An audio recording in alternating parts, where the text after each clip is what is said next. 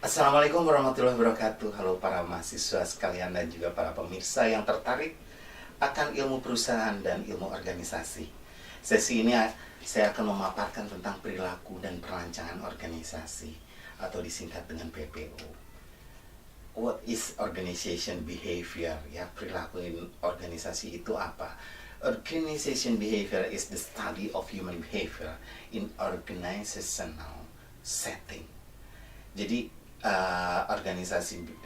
perilaku organisasi itu adalah interface antara perilaku manusia dengan organisasi, serta perilaku organisasi dengan organisasi itu sendiri, ya. Jadi walaupun kita bisa fokus terhadap salah satu dari ketiga areal tersebut, tapi ketiganya akhirnya diperlukan untuk pemahaman yang komprehensif tentang perilaku organisasi.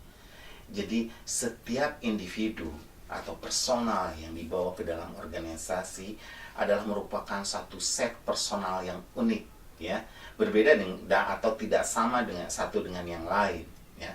Latar belakang pribadi yang berbeda, pengalaman berorganisasinya yang berbeda, dan lain sebagainya. Culture-nya, budayanya juga berbeda. Setiap individu tidak bekerja sendiri. Dia masuk ke dalam suatu organisasi tentu bukan untuk bekerja seorang diri. Dia harus berinteraksi. Dia datang atau masuk ke dalam organisasi harus bisa berinteraksi dengan individu lainnya dan dengan organisasi itu sendiri dengan cara yang berbeda-beda tentunya. Jadi setiap orang harus bisa beradaptasi dengan orang per orang dalam organisasi tersebut. Beradaptasi dengan prosedur, beradaptasi dengan aturan-aturan yang ada dalam organisasi itu sendiri, dan beradaptasi dengan budaya organisasi yang dibangun oleh para pendirinya. Jadi organization behavior atau perilaku organisasi adalah topik yang penting untuk setiap orang yang bekerja, ya, ataupun akan bekerja di dalam sebuah organisasi. Yang menjadi poin di sini adalah manusianya. Jadi setiap individu harus mengetahui budaya organisasi di mana tempat dia beraktivitas, mengetahui dengan baik terhadap visi dan misi dari perusahaan dan juga target yang ingin dicapai oleh perusahaan tersebut. Penempatan manajer yang sesuai dengan kemampuan dan kapasitasnya itu merupakan hal yang sangat penting, ya. Sebelum kita melangkah lebih lanjut, kita harus tahu dulu tentang definisi sistem organisasi serta struktur organisasi. Nah, sistem adalah suatu kesatuan yang terorganisir, yang terdiri dari dua atau lebih bagian komponen subsistem yang saling bergantung dan ditentukan oleh batas-batas yang diidentifikasi dari sistem lingkungannya. Jadi organisasi dan sistem itu berhubungan erat, ya. Sedangkan definisi dari organisasi itu sendiri adalah suatu subsistem dari lingkungannya yang lebih luas dengan suatu pengaturan yang berorientasi sasaran orang dengan tujuan yang meliputi subsistem teknik, ya. Subsistem teknik gitu, dari ini adalah gambarnya. Jadi subsistem teknik itu orang yang memakai pengetahuan teknik, peralatan, dan fasilitas. Jadi orang yang memakai pengetahuannya, teknik, peralatan, dan fasilitas. Kemudian subsistem struktur. Jadi orang yang bekerja sama dalam aktivitas terpadu, itu adalah subsistem struktur. Kemudian subsistem psikososial. Jadi psikososial itu orang dalam lingkungan, dalam hubungan sosial. Jadi orang dalam hubungan sosial itu menggunakan subsistem psikososial. Kemudian subsistem manajerial. Itu termasuk di dalamnya adalah perencanaan dan pengendalian semua aktivitas. Jadi kita bisa lihat dari gambar itu yang mewakili subsistem yang ada dalam suatu organisasi. Langkah pertama perusahaan harus mempunyai, untuk membuat struktur, ya, harus mempunyai visi, misi, target atau goal kebudayaan, idealisme dan lain-lain sebagainya. Ya. Sedangkan real action-nya kita harus mempunyai struktur organisasi. Ya. Jadi dari sistem, dari suatu perusahaan yang ingin dibentuk, itu pertama harus mempunyai visi, misi, target, atau goal, budaya apa yang akan dipakai, idealisme, dan lain sebagainya. Real action-nya kita harus mempunyai struktur organisasi. Jadi suatu perusahaan boleh tidak mempunyai struktur organisasi jika perusahaan itu skala kecil, dibangun dengan semangat gotong royong, ada pekerjaan dilakukan bersama, ya. Jadi karena pekerjaannya masih sedikit atau macamnya masih sedikit, itu bisa dilakukan secara bersama-sama. Jadi struktur organisasinya belum jelas. Jadi pimpinan masih ikut membantu untuk operasional, ikut membantu penjualan, ikut membantu produksi dan lain sebagainya. Itu struktur organisasi masih dalam skala kecil. Tapi jika perusahaan mulai berkembang dan tidak mempunyai struktur organisasi, maka pasti akan tumpang tindih. Jadi perusahaan yang mulai berkembang dan tidak mempunyai struktur organisasi, maka pasti akan tumpang tindih. Bukannya sinergi yang didapat, akan tetapi kekacauan, ya. Yang ini bagian ini menanganin apa, lain sebagainya. Akhirnya tidak ada yang siapa yang bertanggung jawab, saling menyalahkan dan lain sebagainya. Jadi perusahaan yang mulai berkembang itu wajib mempunyai struktur organisasi. Untuk membuat struktur organisasi, kita harus mempunyai job description terlebih dahulu, ya, atau uraian kerja yang dalam bahasa Indonesianya gitu. Kita harus mempunyai uraian kerja terlebih dahulu. Jadi seseorang dibutuhkan di perusahaan tersebut untuk apa? Dan untuk menghasilkan apa? Kemudian siapa atasannya? Siapa bawahannya? Terus rekan sejawatnya siapa? Kemudian tanggung jawabnya apa? Wewenangnya sampai di mana? Jadi ada kejelasan. Jadi kita menyusun struktur organisasi terlebih dahulu, kita mempunyai uraian kerja. Oke? Untuk kinerja yang lebih efektif dan efisien, seorang pekerja hanya mempunyai satu orang pemimpin atau atasannya. Jadi dia tuh bertanggung jawab terhadap satu orang itu, yaitu pemimpinnya dan atasannya. Tidak boleh banyak atasan yang menjadi pemimpin salah seorang pegawai atau manajer. Satu manajer dia bertanggung jawab terhadap direktur apa, pemasaran atau direktur keuangan atau HRD, tergantung fungsionalnya. Jadi kalau dia harus bertanggung jawab ke beberapa pemimpin, itu akan tidak efektif, ya. Karena harus jelas laporan dan pertanggungjawaban hasil kerja itu harus dikemanakan. Kemudian ini nih sebagai tips, ya. Seorang atasan maksimal mempunyai bawahan sebanyak 7 orang. Itu bisa efektif dan efisien. Tidak ada misalnya satu atasan membawahi, jangan sampai satu atasan membawahi ribuan orang, ratusan orang, atau puluhan orang. Itu tidak akan efektif. Jadi kalau banyak yang harus, itu berarti dibikin grup-grup kecil. Jadi yang satu ada leadernya siapa, membawahi berapa orang, 10 orang, 7 orang.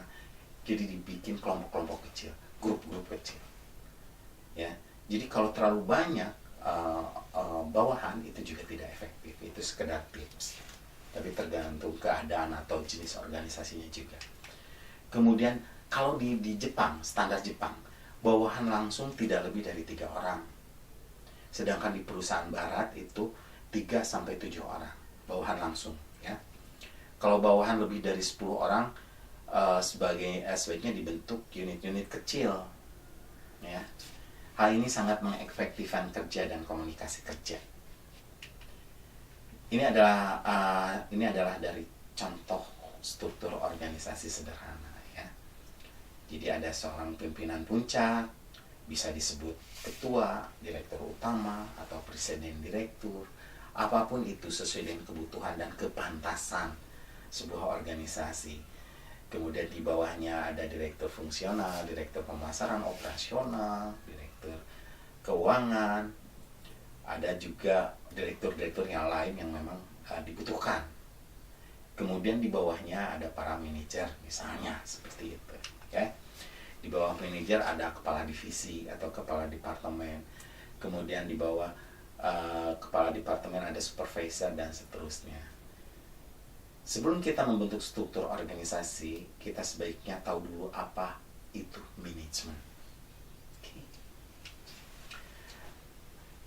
Manajemen adalah proses perencanaan, pengorganisasian, pemimpin, dan pengendalian upaya anggota organisasi, dan proses penggunaan sumber daya organisasi untuk tercapainya tujuan organisasi yang telah ditetapkan. Itu artinya manajemen. Fungsi manajemen menurut G.E.F. Junior itu adalah planning, organizing, leading, dan controlling, ya. Jadi fungsi manajemen itu adalah perencanaan, pengorganisasian, ya. Leading, pemimpin atau memimpin para bawahannya. Kemudian controlling terhadap pekerja. Oke. Tanggung jawab manajerial. Manajer bekerja dengan atau melalui orang lain. Manajer menyeimbangkan tujuan yang saling bertentangan dan menentukan prioritas. Manajer juga harus berpikir analitis dan secara konseptual. Manajer itu penengah, manajer itu politisi, manajer itu diplomat, manajer itu lambang. Manajer itu harus mampu mengambil keputusan yang sulit. Ya, oke, kita uraikan tanggung jawab manajerial yang tadi saya sebutkan. Jadi, manajer bekerja dengan atau melalui orang lain. Artinya apa? Seorang manajer tidak bekerja sendiri, akan tetapi harus bisa menjadi dirigen atau konduktor yang mengatur irama kerja. Kalau di musik kan konduktor mengatur berbagai instrumen musik yang berbeda-beda. Ada biola, ada drum, ada gitar, ada piano, ada trompet.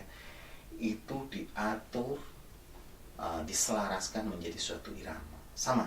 Jadi manajerial itu, jadi seorang manajer itu bisa sebagai dirigen atau konduktor yang mengatur irama kerja. Seorang manajer harus bisa menyeimbangkan tujuan yang saling bertentangan dan menentukan prioritasnya. Jadi ada sesuatu yang memang tujuannya ada pertentangan atau saling berbeda pendapat. Itu kita harus menentukan prioritasnya. Mana yang lebih dulu harus kita amankan. Seperti itu kira-kira, ya. Kemudian seorang manajer juga harus berpikir analitik dan secara konseptual, ya.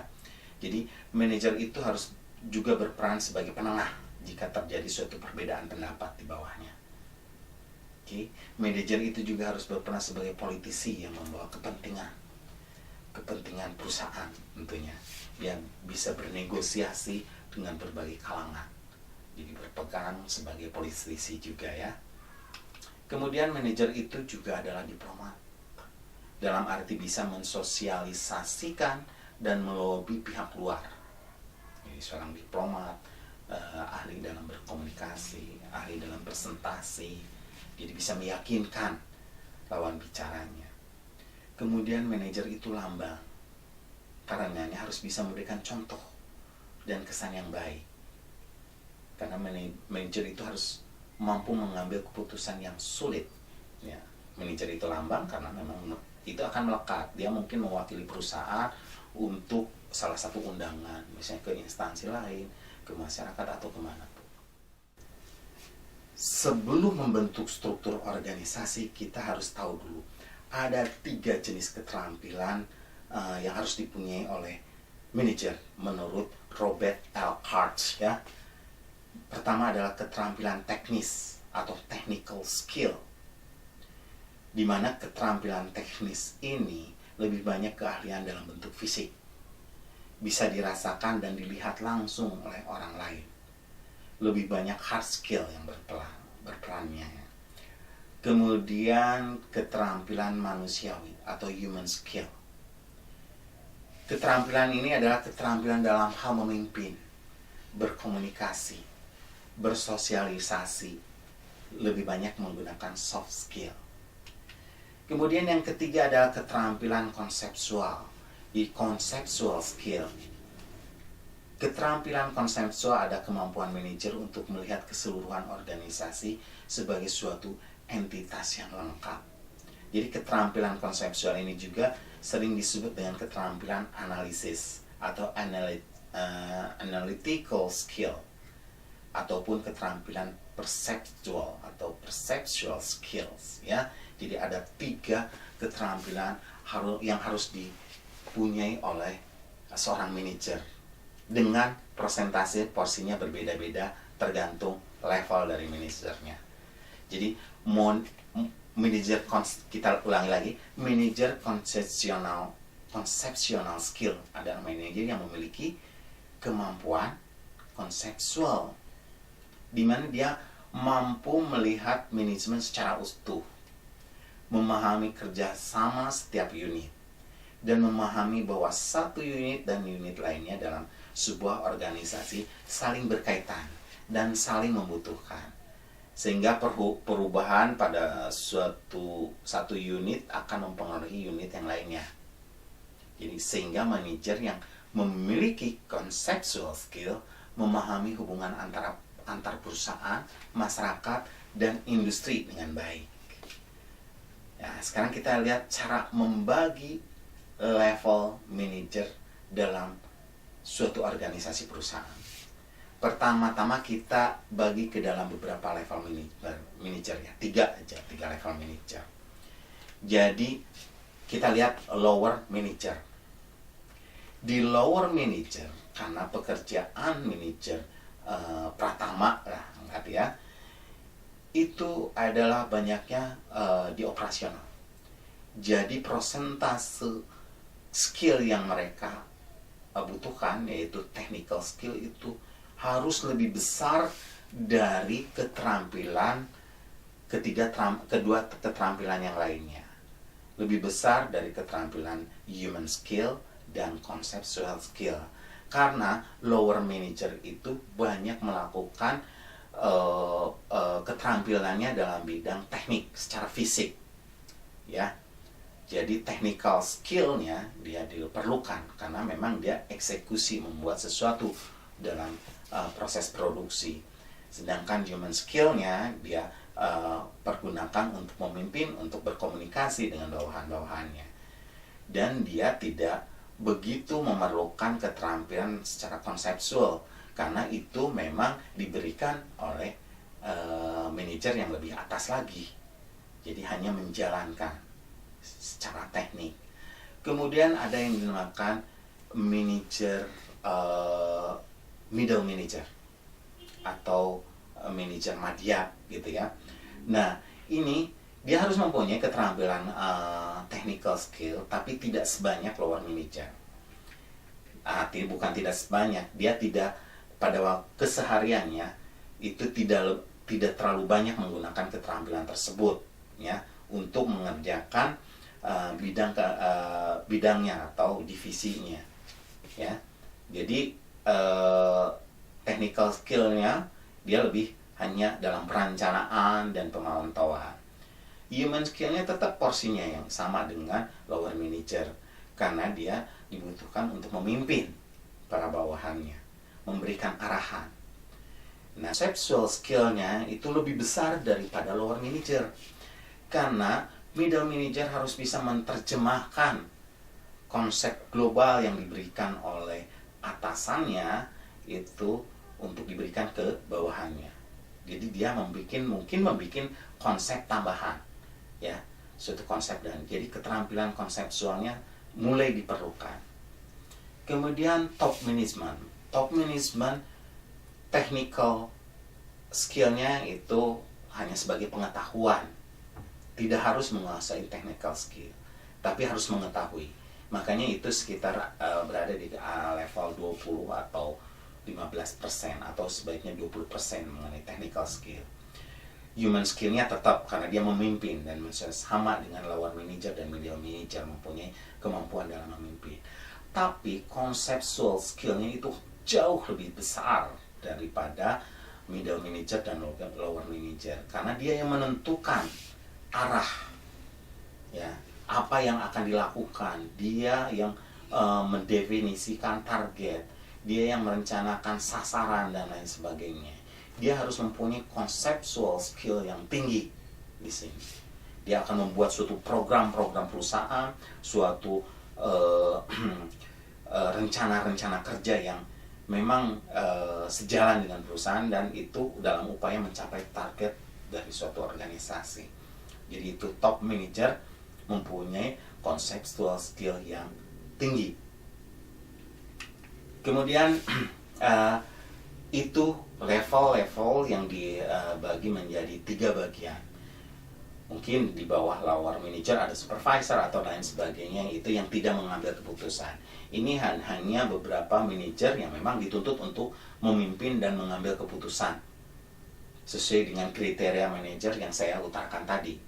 Oke, demikian saya telah uraikan mengenai sistem dan struktur organisasi dalam suatu perusahaan.